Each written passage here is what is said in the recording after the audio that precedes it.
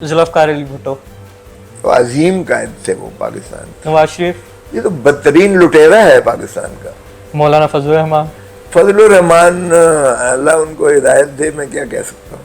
आसिफ अली जरदारी, आसिफ अली जरदारी जैसा कोई सियासतदान नहीं है।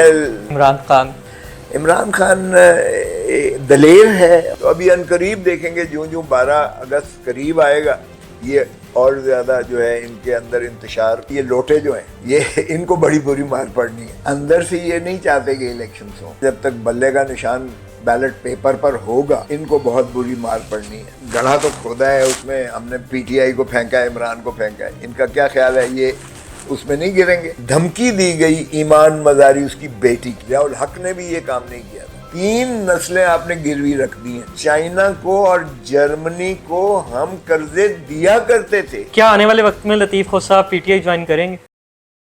सर एक सवाल है, बल्कि समझा भी यही जाता है कि जो लतीफ़ खोसा और एतजाद हसन साहब हैं, ये पीपल्स पार्टी की एक मजबूत दीवार है। लेकिन अभी जो हम देख रहे हैं, आप पाकिस्तान तहरीक इंसाफ की साइड ले रहे हैं। क्या आप समझते हैं कि ये जो करंट सिनेरियो चल रहा है, इसमें नून लीग, पीपल्स पार्टी और दूसरी सियासी जमातें जो हैं, वो जमहूरियत छोड़ के डिक्टेटरशिप के रास्ते पे चली हुई हैं?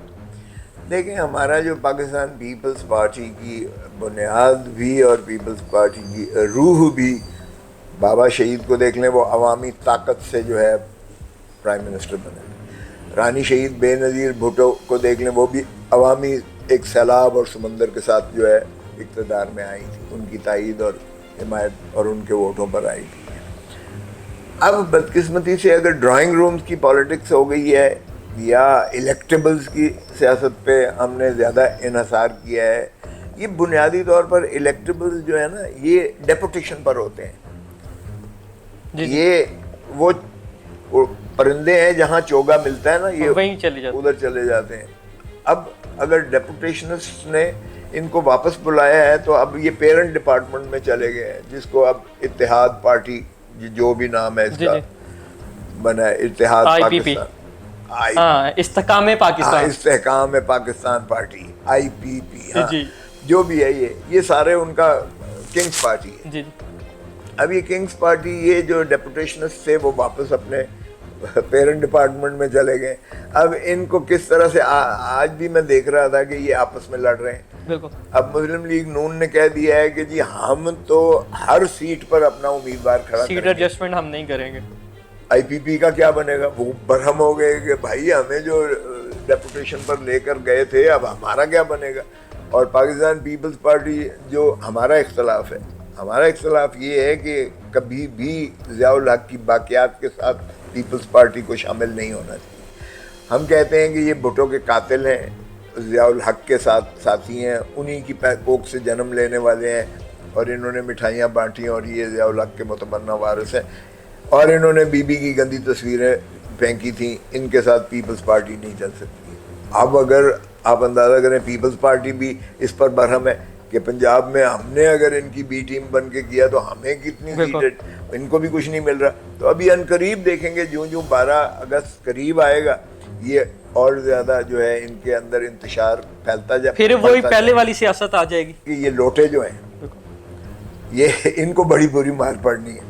और सबसे ज़्यादा IPP को इस पर मार पड़ेगी इनको, क्योंकि देखें, कोई भी जो मुश्किल वक्त में किसी का साथ छोड़ता है, उससे बड़ा मैं समझता हूँ गैर इंसानी हरकत हो नहीं सकती। सर लास्ट 2 क्वेश्चंस आपसे, कि अगस्त में असम्बलियाँ तहलील होंगी। अगर तो 1-2 दिन पहले करेंगे तो इलेक्शन 90 रोज़ पे चले जाएंगे। अगर अपनी मुद्दत पे असम्बलियाँ तहलील होंगी तो 60 दिन पे चले जाएंगे। जो केयर टेकर सेटअप है, या जो इन्होंने नया बिल पास कर लिया है कि इलेक्शन करवाने सिर्फ इलेक्शन कमीशन का काम है, तो क्या आपको लगता है कि इलेक्शन कमीशन वो 90 दिन या 60 दिन में इलेक्शन करवाएगा, या फिर ये पार्टियां फिर इलेक्शन के पीछे भागेंगी कि हमें इलेक्शन दो? ये ऊपर से यही करेंगी जो आप फरमा रहे हैं।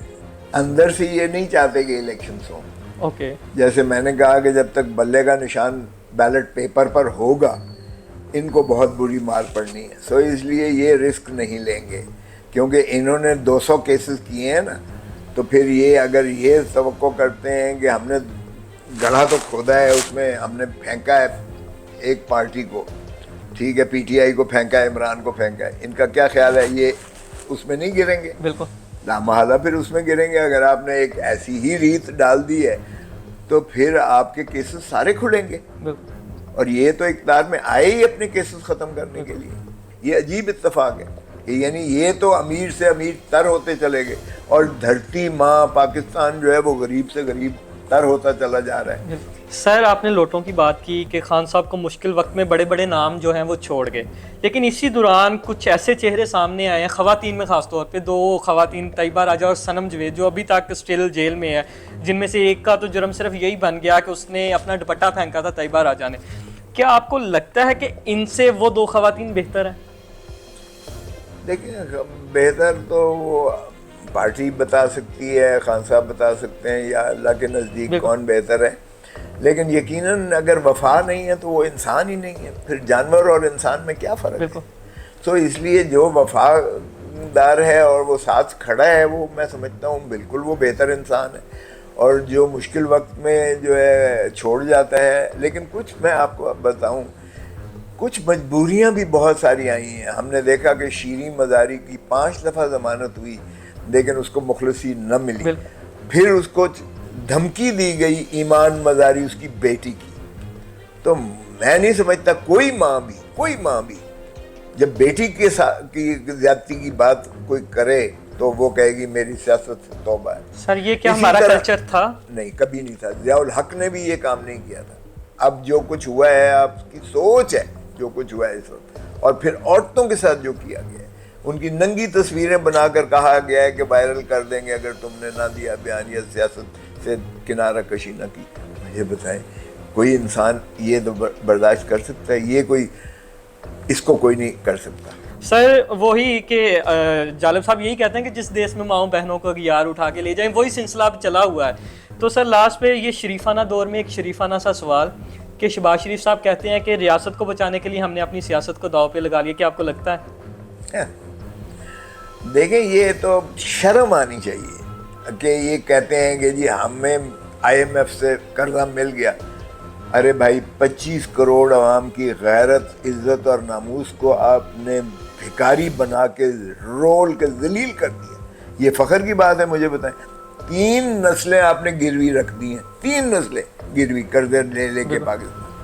یہ پاکستان اللہ تعالیٰ کی اتنا بڑا انعام اور اکرام ہے کہ اس کے میں ہم کسی زمانے میں چائنا کو اور جرمنی کو ہم قرضے دیا کرتے تھے, تو آج مانگتے پھر رہے ہیں. مانگتے آج بھیک مانگ رہے ہیں. 1 ارب ڈالر پہ ہم خوشیاں منا رہے ہیں. اگلے سال جو 30 ارب انہوں نے دینے ہیں اس میں سے مجھے بتائیں پھر کیا کریں گے. تو یہ IMF نے کہا ہے کہ آپ الیکشنز کروائیں گے اور جو ہے گورنمنٹ نہیں آئے گی تو ہی گارنٹیز.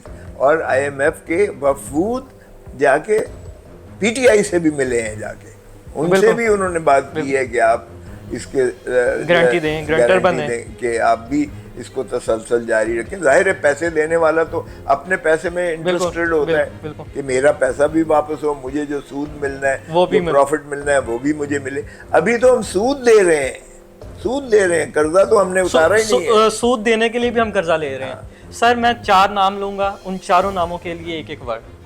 ذوالفقار علی بھٹو, عظیم قائد تھے وہ پاکستان, نواز شریف, پاکستان نہیں دنیا کے. نواز شریف یہ تو بدترین لٹیرا ہے پاکستان کا. مولانا فضل الرحمان اللہ ان کو ہدایت دے, میں کیا کہہ سکتا ہوں. آصف علی زرداری جیسا کوئی سیاستدان نہیں ہے.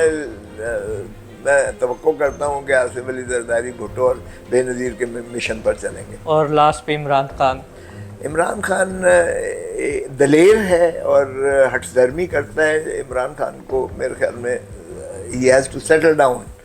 وہ گراؤنڈ ریالٹیز کو تھوڑا کمپرومائزنگ, میں یہ نہیں کہہ رہا ہوں کہ کمپرومائزنگ اصولوں پر کریں, لیکن جو پاور سٹرکچر ہے اس میں اس کو ذرا تھوڑا سا پیار سے چلائیں, ریئلسٹکلی دیکھیں اور اس میں جو ہے ملک کو باہر نکالیں. کیا آنے والے وقت میں لطیف کھوسہ صاحب PTI جوائن کریں گے؟